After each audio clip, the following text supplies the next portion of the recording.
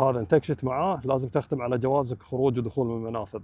السلام عليكم، اسعد الله مساكم اخواني المتابعين الكرام، كل خير وسعاده. اي نعم يا عزيزي المتابع، هذا الموتر ندق له سلف ما تبندل عقب 15 20 ساعه من الكشته، تروح ما تدري وين يوديك. انت اكشت فيه ولا مع رعيد دق له ختم على جوازك خروج ودخول منافذ على طول بدون كلام. منشر ربعك خلوا يستمتعون بالاشياء الجميله هذه. شوف واستمتع. السياره نوعها مان، موديلها 2013، الماكينه ديزل 6 سلندر توين تيربو، النوع 4x4. هذا الشاصي شاصي طويل من الشركه. حجم السياره 18 31 اللي تشوفه من الداخل. هذه داخليه السياره. طبعا الموتر جير عادي 8 سرعات. الموتر ممشاه يا جماعه 21,000 كيلو. الموتر وارد ناصر بن خالد عندنا في الدوحه. موتر جدا نظيف من الداخل. شوف يا عزيزي واستمتع بالتفاصيل الداخليه ونظافه الموتر من داخل. ما شاء الله ما شاء الله. شوف، والشيء الجميل انه فاتح الكامبر على مقصورة القيادة. الموتر عليه صدام وسحارة ونش مع جيك اللي هو قاعد جيك الرالي، وعندك كشافات من فوق على الكابينة الأمامية. التواير اللي على السيارة تواير جديدة من 3 أشهر راكبة على السيارة. الكامبر اللي موجود على السيارة تفصيل محلي. الطول 7 متر في عرض 2 متر و70، يعني طول قانوني حق الاستخدام. عندك الواح التغريز الجانبيه من يمين يسار مع خزانات اضافيه. عندك خزانات الماء، هذه خزانات الماء يمين ويسار حجم 900 لتر. هذا مكان تخزيني في هالمكان يفتح من الصوبين. السياره طبعا مجهزه بكاميرات محيطيه مع الاضاءات، ومن الخلف عندك السبير العلاق اللي ينزل اوتوماتيك مع الجيك. وعندك مكان مطبخ خارجي ومغسله خارجيه، ومكان حق سلندرات الغاز في هذا المكان داخل. هذا مكان الطبخ الخارجي. عندك مطبخ خارجي ومطبخ داخلي، وهذه المغسلة الخارجية، وهذا الخزان حق الماي. صار عندك خزانين ماي بسعة 900 لتر. وهذا الستورج اللي يفتح من الصوب الثاني. طبعا الإضاءات موجودة الداخلية في كل مكان.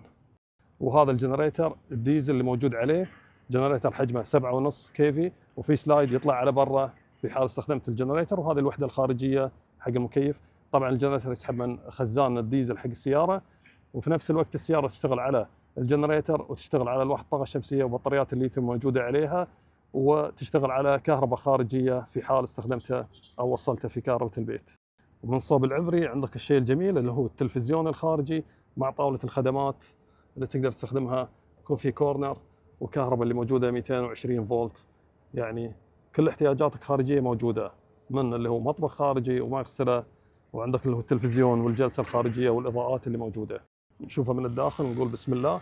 الباب اللي موجود عليه باب دبل، وعندك الباب حجمه اكبر من الابواب العاديه اللي على الكرفانات. بالكامل من الداخل خشب، نظام اوروبي بالكامل. خلينا نشوفه من الداخل. شوف كم درج تطلع علشان تدخل داخل. شوف يا عزيزي واستمتع. شوف الديكورات والالوان، الاضاءه المخفيه الداخليه، الديكور الاوروبي. عندك الكرسي هذا اللي موجود يستخدم كسرير وكرسي عريض جدا. هذا المكيف الموجود عليه شركه جري. ودرايش من كل صوب ومن كل مكان، وجلسه تقدر تقول عنها جلسه ارضيه موجوده في هالمكان هذا. شوف، لكن الشيء الجميل ان السرير الموجود هنا سرير مخفي، يعني متى ما حبيت تستخدم السرير تقدر تطلع السرير وينزل هني ويصير عندك سرير، او تخليها جلسه ارضيه او هذا كبت الملابس في هذا المكان.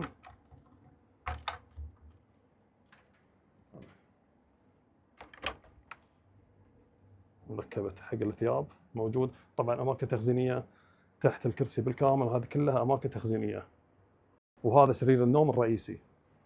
شفت شلون ينزل على طول من داخل له مكان تخزيني، وينزل على تحت ويصير مكان حق النوم. افكار جدا جميله، استغلال حق المساحات. طبعا عندك هذه طاوله الخدمات الجانبيه اللي موجوده في هذا المكان. وطبعا التلفزيون موجود في الصاله جنب المدخل في هذا المكان حق الصاله، وتحته عندك اللي هي وحده الكهرباء بالداخل. هذا مكان الكهرباء. شوف يا عزيزي، بطاريه ليثيوم بحجم 14,000. وعندك السولار حق الواح الطاقة الشمسية، والانفرتر بحجم 5000. طبعا البطارية هذه تشغل لك المكيف وتشغل لك الكامبر والسيارة بالكامل، كل احتياجاتك 24 ساعة بدون، وتشرج بروحها عن طريق الطاقة الشمسية. بنروح على داخل على قسم الخدمات اللي هو عندك المطبخ ودورة مياه، عزكم الله هذه دورة المياه. شوف الخشب، شوف الشغل الفي اي بي. شوف يا عزيزي، شوف يا سلام. عندك اللي هو المغسلة والدبليو سي والشاور وبديل الرخام، ديكورات المميزة جدا. وهذا المطبخ يا عزيزي، شوف يا عزيزي، طاولة خدمات، الفرن يشتغل على الغاز عينين، والمغسلة ستانلس ستيل، ميكروويف طبخ وتسخين، ثلاجة تحت، مكان تخزيني أرفف من تحت، أماكن تخزينية في كل مكان. وبعد هني عندك اللي هو مكان تخزيني في نفس الوقت، هذا مدخل المقصورة الأمامية. يا سلام، شوف الديكورات بالكامل من البداية للنهاية، والخشب والتصميم الداخلي جدا روعة. لكن ركز لي على النظافة الداخلية، شوف شلون نظيف جدا جدا جدا. موديله او التصنيع قبل سنة بالضبط مصنع، اللي هو الكامبر هذا على السيارة، كل شيء جديد، استخدام جدا بسيط. شوف الزل، شوف الخشب شلون نظيف جدا جدا يا جماعة. شغل عالي، ليفل آخر، مستوى ثاني. طبعا الدرايش اللي موجودة عليه كلها فريملس، وهذه الإضاءات المحيطية اللي موجودة عليه من كل صوب، حتى اللاين الأسود هذا لاين إضاءات تقدر تستخدمه وانت تمشي. شوف يا عزيزي واستمتع، شوف التفاصيل، يا سلام. هذا يا عزيزي ليفل آخر، مستوى آخر، هذا اللي يسمونه شغل الطبقة المخملية. استمتع. شوف الموتر جدا نظيف يا جماعة، ممشى 21، موتر وارد الدوحة قلنا، مان، توين تيربو ديزل 6 سلندر، غير 8 سرعات، دبل، تواير جديدة مركبة من 3 شهور. الموتر مكلف عليه وقاط عليه عدل. وصلنا عند الشيء المهم، السعر. ركز يا عزيزي على السعر. السعر المطلوب فيه 280 ألف ريال قطري وقابل. أتوقع أن السعر حتى لو أقول بدون قابل بعد جدا مميز.